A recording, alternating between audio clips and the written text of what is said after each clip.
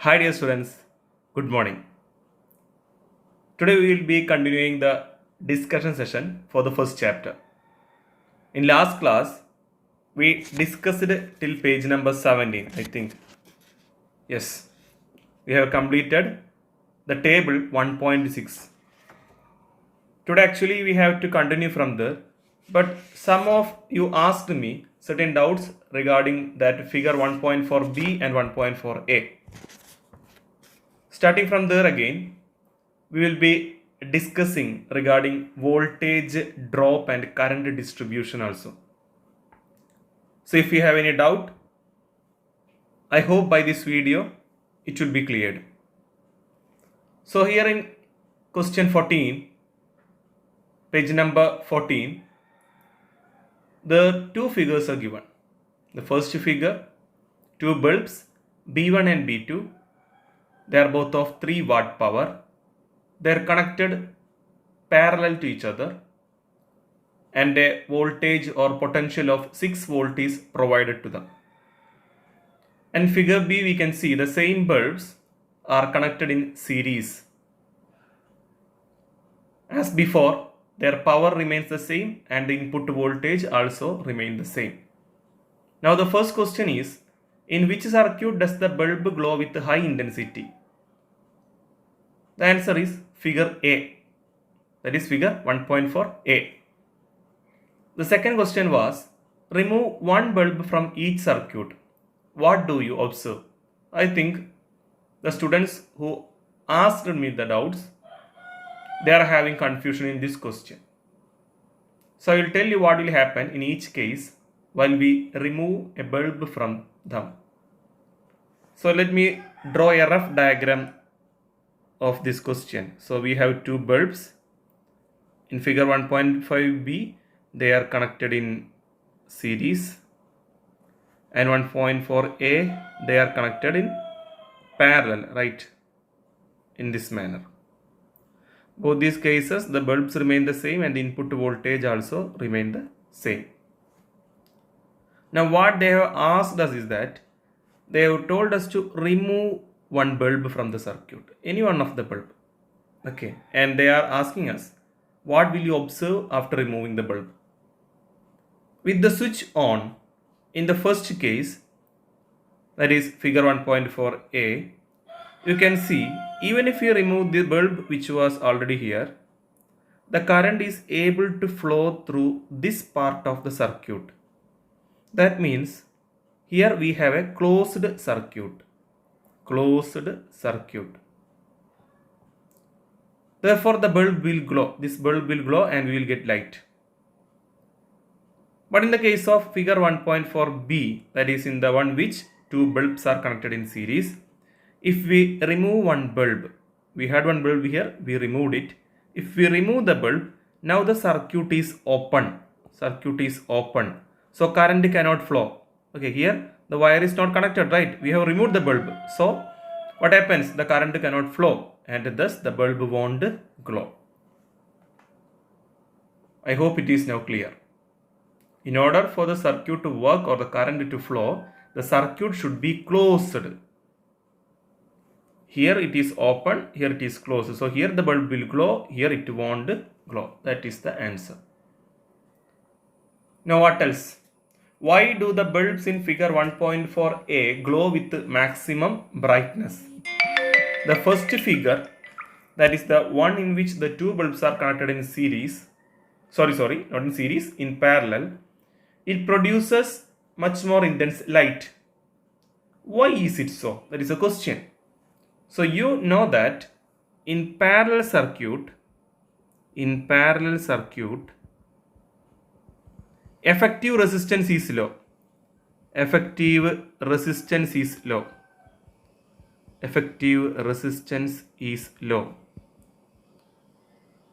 And hence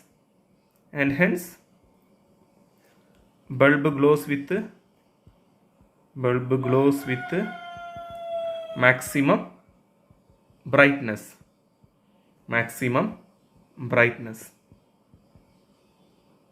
I think it is clear now.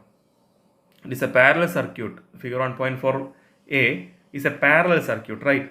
So in it the effective resistance will be low, and therefore the bulb will glow with the maximum brightness in that case.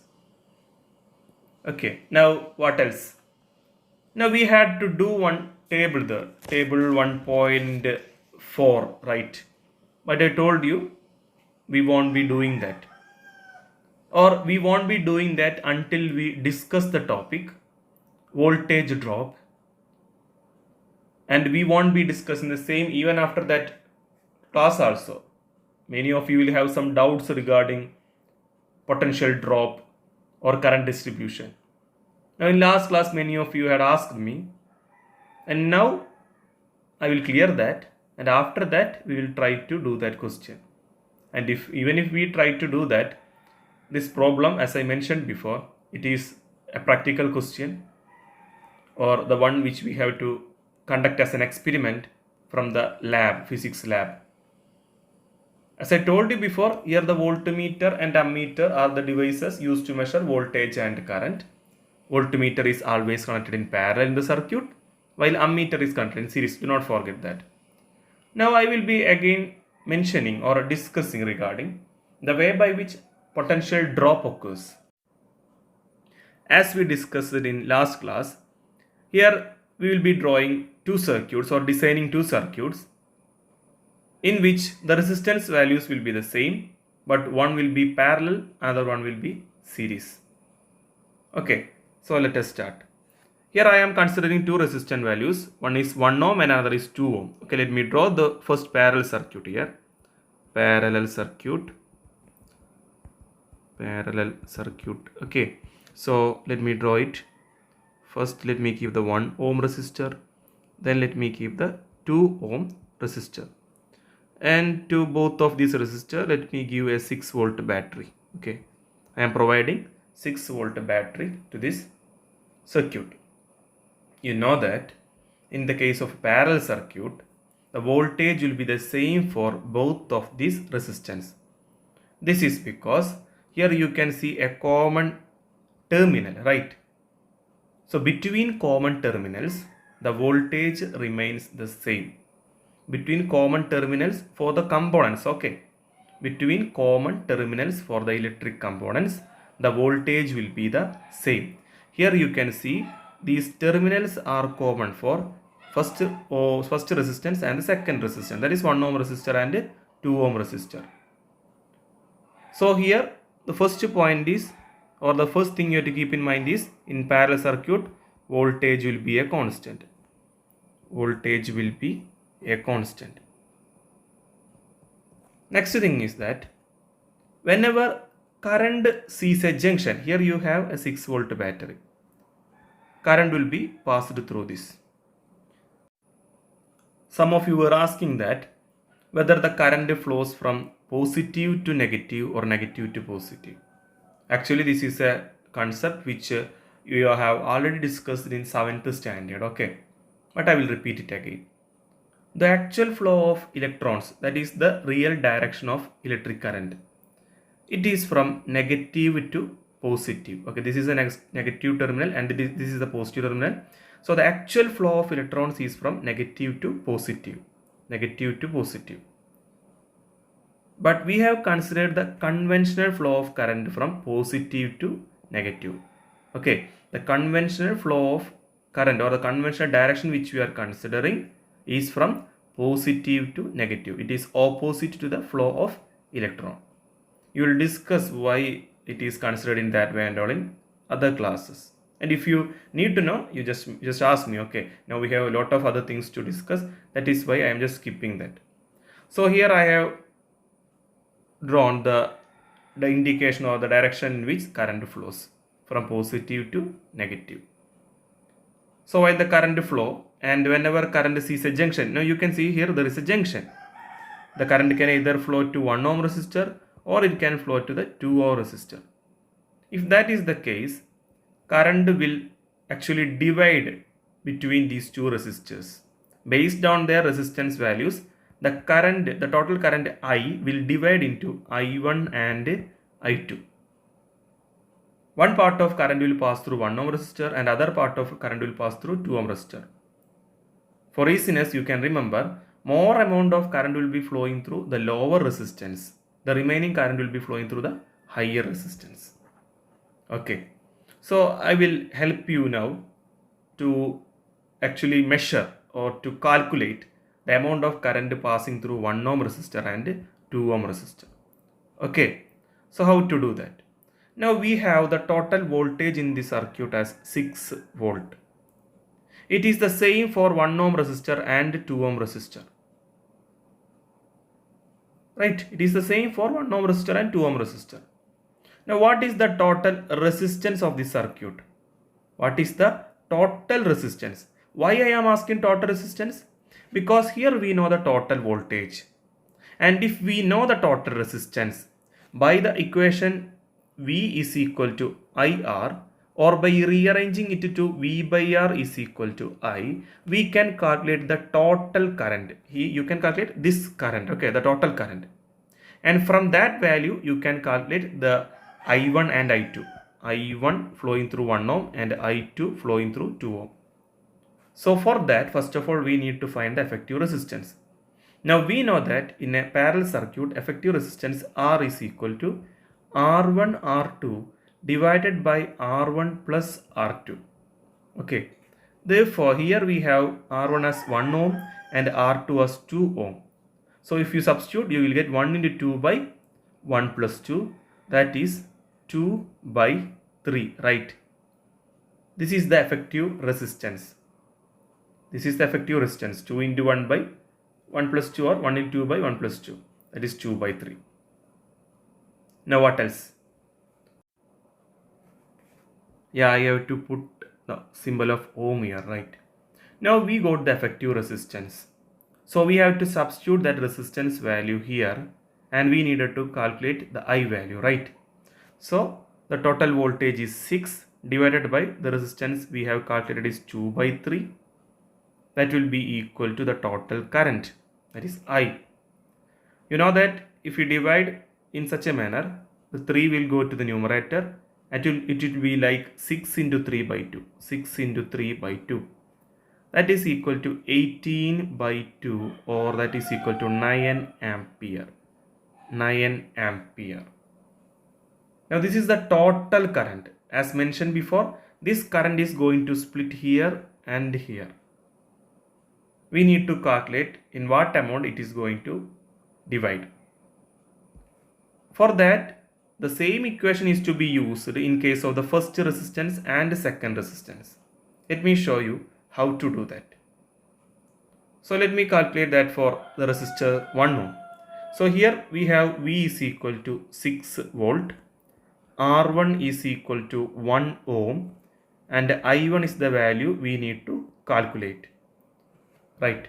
So by the equation V by R1 is equal to I1, we can write as 6 by 1 is equal to I1. From where did I get this 1? Because R1 is given as 1 ohm. From where did I get this 6? Because the voltage we are providing is 6 volt, and it is the same for 1 ohm and 2 ohm. That is why we took 6 here. In a series circuit, we cannot do that, because in series circuit, voltage differs. But in parallel circuit, the same voltage will be for all of the resistances. So the current passing through I1 is 6 ampere. Now we need to calculate I2, right? Actually, you can calculate it simply by subtracting 6 ampere from 9 ampere. We know the total current is 9 ampere. We have calculated just before this one, right? So now we get 6 ampere is flowing through first resistor. So the remaining will be passed to second resistor, that is 9 minus 6, 3 ampere. But let us calculate and find out whether we are getting the same answer. So again for I2 we can write V by R2. And we know that the value of V, voltage, it is 6 divided by R2. In the question itself it is given as 2. Therefore 6 by 2, the answer is 3 ampere. I told you the total current is 9. So here first we got 6, now we got 3. Just add both of these current values. You will get 6 plus 3 as 9. So 6 ampere current pass through 1 ohm resistor and 3 ampere current pass through the 2 ohm resistor. This is what I told you regarding parallel circuit. Here the voltage will remain the same and the current will be actually divided among the resistor. The resistor which is having lowest resistance value will allow more current to pass. Here you can see through 1 ohm resistor 6 ampere current passed, right? But through 2 ohm resistor only 3 ampere current passed. So when resistance value increases, the amount of current flow will decrease. Now let me clear this. Now again we are going to discuss the same question's second part, that is regarding series circuit. Series circuit. Okay. Here I am trying to explain this voltage drop and division of current to the maximum possible extent, and it too in a slow manner. Okay, so if you have doubt, you watch the class for 2 or 3 times, and later if again the doubt persists, you ask me. That is good. Just by seeing 1 time or 2 time, nothing will be cleared. Okay, from a class, if you want to get something, if you want to get some knowledge from a video, not just a class or in any sort of video, you will have to see it twice or thrice, right? In a first glimpse, maybe some of you will get the idea completely, but not for everyone, not for me anyway. So let me discuss regarding series circuit now. So the same resistors I am going to connect here also, but now they are in series, 1 ohm and 2 ohm, connected to the same 6 volt battery. Now here I told you in series circuit, the first point is current remains the same. Okay, current remains the same. It won't be divided. So for both of the resistors, 1 ohm and 2 ohm, the value of current will be the same. And how to calculate the value of current? By using the equation derived from Ohm's law, which is V is equal to IR. V is equal to IR. So in order to calculate the total current, you will need to write the total voltage here and the total resistance here. Okay, the total voltage is given 6. That is equal to I into total resistance in series is much easier to calculate, right? Just add 2 and 1. 2 plus 1, that is equal to 3 ohm. So answer for effective resistance is 3 ohm. So 6 is equal to I into 3. Or you can write I is equal to 6 by 3. That is equal to, what is the answer? 2 ampere. Before going to the details regarding division of voltage or potential drop, let me just compare one thing. In last question, you got the effective current or total current for the circuit as 9 ampere, right? Now you are getting just 2 ampere. See the difference. In series circuit, the current is low when compared to a parallel circuit. This is why the bulb in the parallel circuit produced higher intensity light compared to that of the series circuit. Okay, now let me come back. So 2 ampere current is the total current. Now what is the purpose of total current? That current is the same for the 1 ohm resistor and 2 ohm resistor. So for both of these resistances, we have the R value. R1 equal to 1 and R2 is equal to, right, 1 ohm and 2 ohm. And both of the resistance I is the same. I is equal to 2 ampere. Now let us calculate the voltage which is experienced or which is dropped across 1 ohm resistor. We know the equation V is equal to IR. But here we know the voltage is not the same for each of these resistances. So let me write V1 is equal to IR1. Here no need to put subscript for I, because I is the same for 1 ohm resistor and 2 ohm resistor. Therefore you simply put I here. We need to calculate V1. It is so simple. The value of I is 2 and value of R1 is 1. Therefore 2 into 1, that is 2. And now this is regarding the voltage. So the unit is volt itself, 2 volt. So from the 6 volt we have provided as input to the circuit, 2 voltage was dropped here. Now obviously the remaining 4 volts will be dropped here across this resistor. By voltage drop, we mean that much amount of the total volt is actually used by that resistor. So here you can see 2 volts from the 6 volt we have given is spent across or utilized across the 1 ohm resistor. Obviously the remaining 4 volt will be the right, because total volt is 6. 2 volt is used here across 1 ohm resistor. Obviously 4 volt will be there for the second resistor.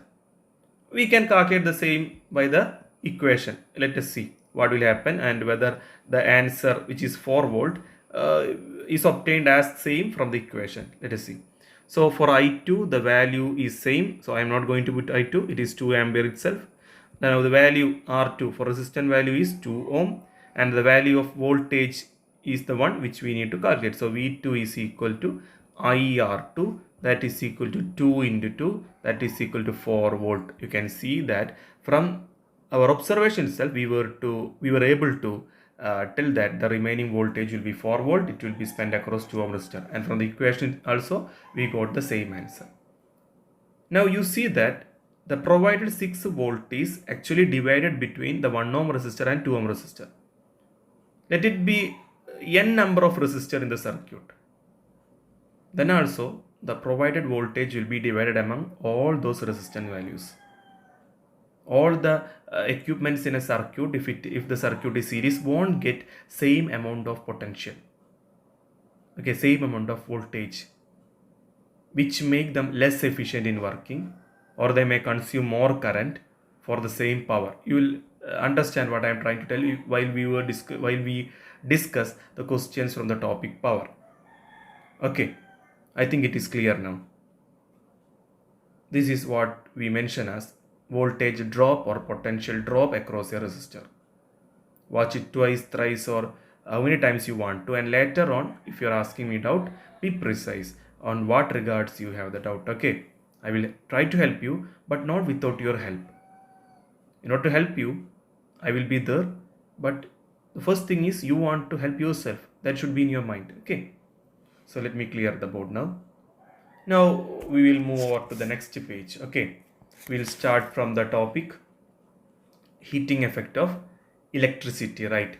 In page number 19 we can see the topic heating effect of electricity, and there some general questions are there. Name the part in which electrical energy changes to heat energy, and all those questions. It's very easy, right? So let me read the question in page number 90. A few heating appliances are shown. You can see in figure 1.8 3 appliances are shown. One is a soldering iron, another one is a heating coil, and the second one is actually heater. Examine any of them and answer the following questions. Record the answers in science diary. Name the part in which electrical energy changes into heat energy. So for these 3 equipments, the energy conversion is from electrical energy to heat energy.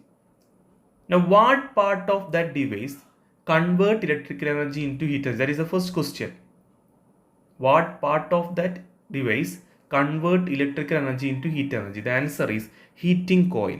That is an important question, and I have seen it very often. Okay, heating coil. What is the second question? Which material is used to make this part? Okay, usually the heating coil is made using nichrome. Nichrome, it is an alloy with high value of resistance. Now if you want to add one more sentence, you can write it is an alloy of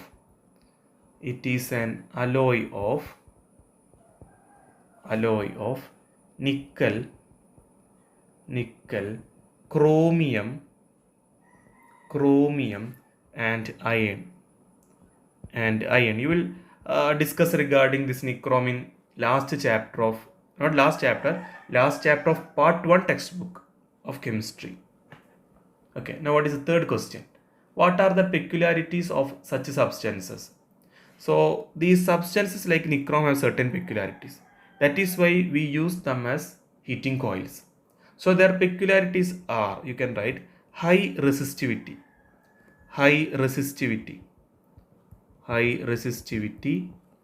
then high melting point,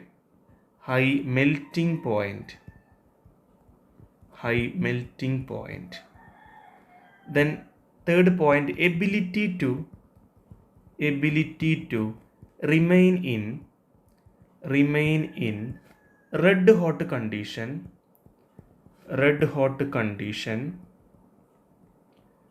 for a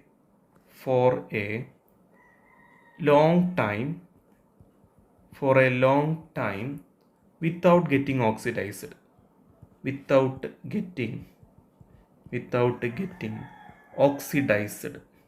Oxidized. Then last one, thermal expansion. And you don't need to write that point, though you can add thermal expansion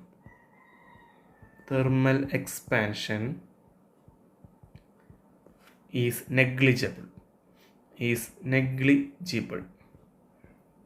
Okay, I will explain each of these points. This value of resistivity is very high for nichrome, which allow it to become red hot, or which allow it to convert the electrical energy into heat energy. It is having high melting point. If a material is having low melting point, even at very low temperature, it may melt, that is, it may get converted to liquid. So if this heating coil is having low melting point, what will happen? While it heats up, or while the heat is developed in that coil, it will melt. Its purpose won't be done. Therefore, it requires high melting point. Third point, ability to remain in red hot condition for a long time without getting oxidized. Oxidized is a word which is familiar to you, right? By oxidation we mean a metal, it may react with oxygen, or we can say simply air. And when it is heated, the reaction may be more intense. But substances like nichrome, alloys like nichrome, even when they are hot, they tend not to get oxidized. It is a good property because by oxidation its entire property will change. Now fourth one, thermal expansion is negligible. What does that mean? Actually, that point I think it is not necessary for you, but I will tell you. Thermal expansion means when one substance is heated, its volume may increase. Okay. Now it is negligible for nichrome. That is the point mentioning to. Thermal expansion is negligible means when we heat certain things, we can see that they may expand. We can't say always volume will increase. The increase in volume while temperature increases is for gases. Okay, for solids we can't say the volume increase, but we can say it may expand. So if it expands, what happens? The device won't be able to accommodate that. This heating coil, which you can see inside the iron box, or inside the heater, or inside the soldering iron, if it starts expanding while heat is developed inside, then the equipment won't be able to accommodate that. So we need to give priority for that also. So these are the points which makes substance like nichrome useful for creating heating devices. Okay, you can write that into your notebook. Some of the points are given there, the rest you can add and write it to your notebook. Now let us move on to page number 20. What is the question given there? Which are the circumstances that cause high electric current leading to the melting of fuse wire? Okay, the fuse wire will melt. You know that if excess current comes to the circuit, the fuse wire will melt. Now, what are those circumstances? The answer is overloading or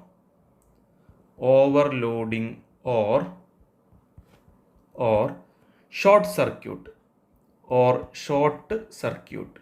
In both of these cases, huge amount of current will be rushing into the fuse wire, producing more heat energy by the equations of Joule, right? But not by the equations of Joule, by the equation of Joule, that is H is equal to I square RT, and thereby the fuse wire will melt, protecting our electronic devices. Now what is the next question? How is the fuse wire connected to a circuit, in series or parallel? Answer is simply in series. I will tell you why. In series. Because I told you, no need to write. If you want to, you can add somewhere in your notebook itself, no problem.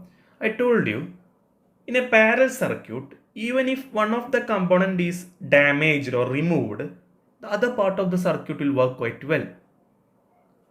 So if we connect the fuse wire as parallel to the other electronic devices, even if the fuse wire melt, other devices will work.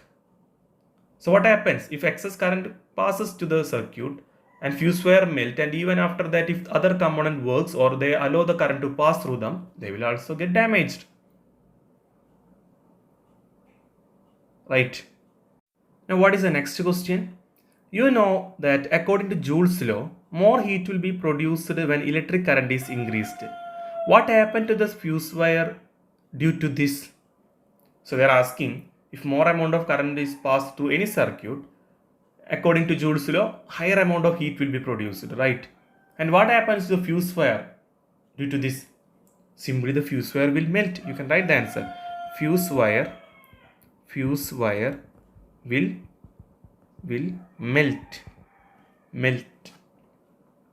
Now let us move on to the 23rd question. When heat is generated, why does the fuse wire melt? Okay, why does the fuse wire melt when heat is generated in it? The answer is the melting point of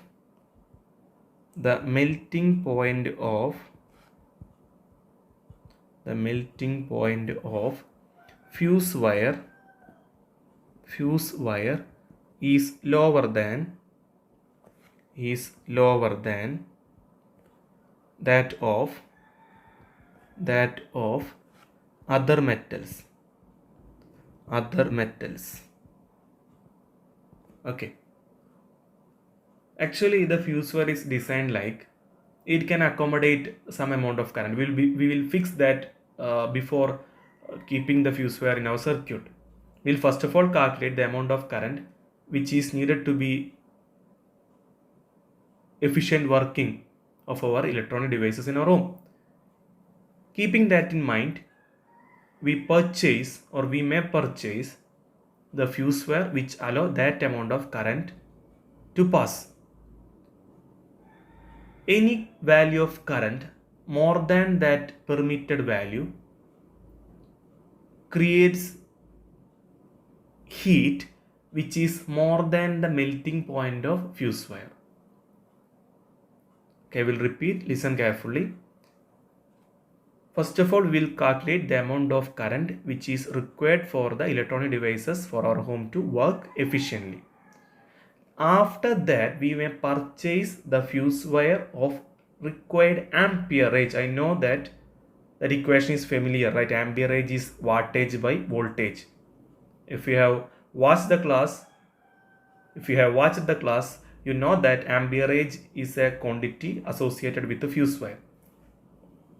So the current value which we have fixed for that fuse wire, when passed through the fuse wire, it also make heat energy.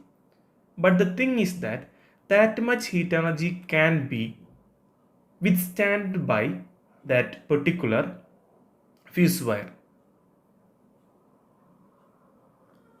Any value of current more than that permitted or designed value, if it enters the fuse wire, it creates excess heat which cannot be allowed by that fuse wire because its melting point is lower than that.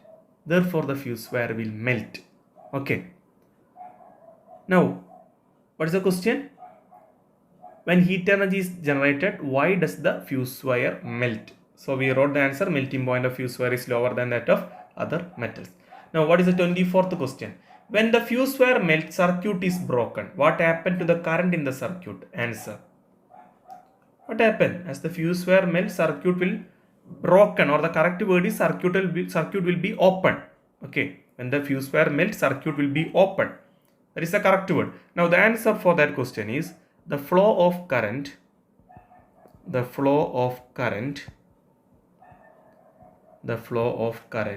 in the circuit stops simultaneously means together with that. Okay, When the fuse wire melt, simultaneously the flow of current will stop. Simultaneously with the melting of fuse wire. With the melting of fuse wire. Okay. What is the 25th question? Or the next question? Why is the fuse used in a circuit called safety fuse? Okay, we know that the fuse is usually called a safety fuse. Why is it called so? Now it is a question which requires explanation. So we shall write now. The current in the circuit, the current in the circuit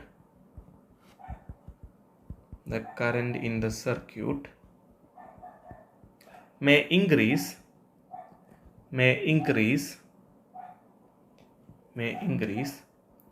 due to reasons such as short circuit,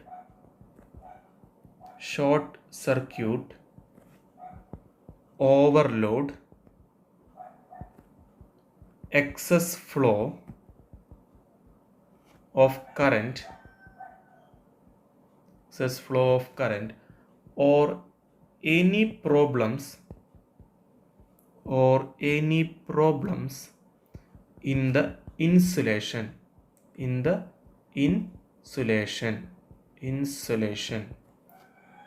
as the higher temperature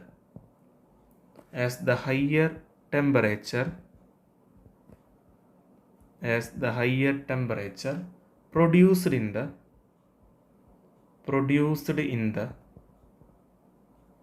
circuit due to these reasons make the fuse wire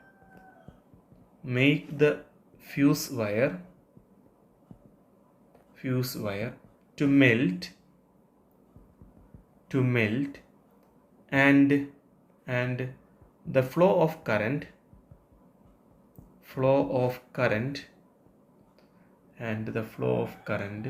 stops. Thus the circuit and the appliances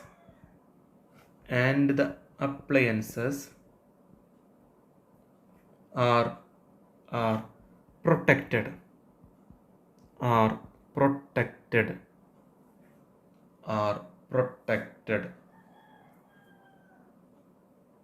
That is why we call fuse wire as safety fuse. I hope it is clear. That is why we call fuse wire as safety fuse. Okay. If you need any more explanation regarding this question, you can ask. I don't think it is necessary. Just by reading the answer, you will get the idea. Now, what is the next question? When a fuse wire is included in a household wiring, what are the precautions to be taken? Okay, what are the precautions to be taken while we add a fuse wire? So, the first point. The ends of the fuse wire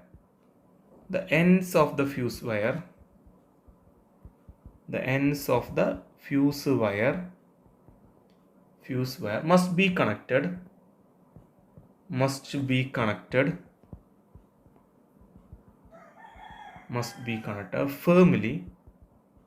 firmly at appropriate points.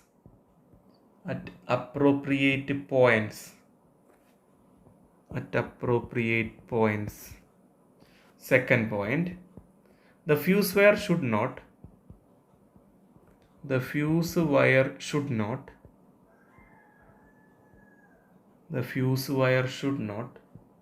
project out of the carrier base. Next point, use the fuse wire of proper amperage. of proper amperage. I will tell you the meaning of first 2 points. Okay. First one is that the end of fuse wire must be connected firmly at appropriate point. Have you ever opened a fuse? If you opened, you can see that inside that there will be two connections. They are asking us to connect that end of fuse wire firmly. It should be tight in either ends. Second thing, you can see that the fuse wire will be actually inside some carrier base. We may hold to that base, right? So the wire should not project out. It should be just inside this fuse wire, not fuse wire, the carrier base, and the wire should not come out. If you go and touch that wire, then definitely you are going to die. So we should not keep that wire out or project that wire out of the carrier base. The third thing is the one which I have discussed 2 or 3 questions before. That is, we have to use the fuse wire of proper amperage. Okay. Now, what else? Now, 27th question. You might have noticed the marking of 500 watt on an electrical appliance. What does it indicate? Now, we are discussing regarding power, right? Power. Before going to that question, let me tell you, power is actually the rate of doing work. Rate of doing work is called as power. That is, you can write power is equal to work by time. You already know that the voltage V, it is explained as, it is the work done per charge. Okay. It is the work done per charge in order to bring it from a point A to point B. What is voltage or potential? It is the work done to bring a unit charge from point A to point B. So we can write voltage as work done per charge, W by Q. From this, we can rearrange this V and Q in order to get an equation for W. Voltage into charge is equal to W, work. If you substitute the value of work from this equation into the equation for power, you will get power is equal to V into Q divided by T. Already you know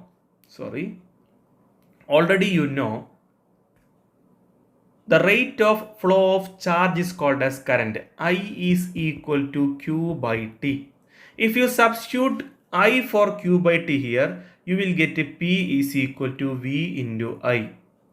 Okay, P is equal to V into I, voltage into current. So what is the equation for power? You can write it as work by time, no problem. But the equation on basis of voltage and current is V into I, or you can write it as I square R, or even you can write it as V square by R. Actually, you compare these equations with the equation which you have wrote already for heat. According to Joule's law, we know that heat is equal to H is equal to I square RT or VIT or V square by R into T. You simply rub off these T's from here. Now what you are seeing is actually the equation of power. Why is that so? This is due to the fact that here actually we have T. Okay, let me put the T back. So we know that H, it is heat energy, right? I told you energy is similar to work because whatever energy you are having, that much work you can do. The definition is as follows. Capacity to do work is called as energy. So here instead of work, you can put the equation of energy, either this one or this one or this one. And if that is the case, you know it is going to be divided by T. Therefore, these T's may be cancelled. The remaining will be the equation for power. So power can be I square R, VI or V square by R. Depends upon the question. You can use any of these 3 equations to calculate power. Okay. Unit of power is actually joule per second. And its unit is watts. Watts or watt. Okay. Now to the question. You might have noticed the marking of 500 watt electrical appliance. What does it indicate? So if 500 W it is written on device, it means that particular device requires 500 watt to work. Okay, that particular device require 500 watt to work. So how we should write the answer for that question? You write this one. It indicates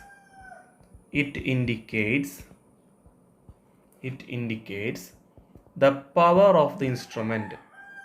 The power of the instrument. The power of the instrument. Full stop. The amount of energy. The amount of energy. The amount of energy consumed by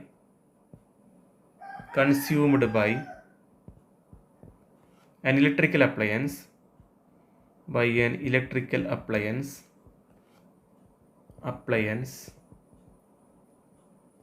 in unit time is its power. Okay, so that is the definition for, or not the definition, sorry, that is the answer for question number 27. Now what is the next question? What is the unit of power? Unit of power is watt. Symbol is capital letter W. Unit of power is watt and symbol is W. Now let us move on to the question, page number 22. Okay, what is the question given there? If R is equal to V by I, what will be P? Actually, we are provided some equations here, and we are told to convert it from one form to other. We have already wrote the equations here. Now the thing is that here the equation which the textbook gave us is P is equal to V square by R. And they are asking us, if instead of R we can put V by I, then what will be the equation for power? Let us check. V square by, instead of R, let me put V by I. V square by V by I. So this square and this V will get cancelled. I will be taken to numerator. So the equation will be V into I. Already we have these equations. We just discussed regarding the equation now. But textbook here in the topic power, they are mentioning again regarding those three equations or how those equations came into being. Okay. Now what is the next question? A current of 0.4 ampere flows through an electric bulb working at 230 volt. What is the power of the bulb? So you are provided with the value of V as 230, right? 230 volt. I is given as 4 ampere, and you know power will be equal to V into I. Therefore, it will be equal to 230 into 4. Okay, therefore it will be equal to 230 into 4, not 4, right? 0.4. Sorry, 0.4, and here also 0.4. So the answer will be 92 watt. Okay, 92 watt. That is the answer. So I hope the questions which we discussed today is clear for you. And in next class, we will be enter into the last portion of that chapter. This regarding the LED, discharge lamp, filament lamp and all. And by that, our portions will be over. And after that, we will be discussing the let us assess, followed by a test paper. Okay. Just a day before the test paper, do not tell like, sir, I am having certain doubts on the chapter. If you clear that, I can study the chapter, and after 2 or 3 days, I will try to write the exam and all. You will have to study that chapter now onwards. Okay. Actually, we have discussed the entire chapter, and now we are going through each and every in-text question. Just to make sure you understand each concept, I am repeatedly taking each and every topic. So please cooperate. That is a request. Please cooperate. Many of you are still reluctant or still hesitating to send the works, or they don't even want to do these activities.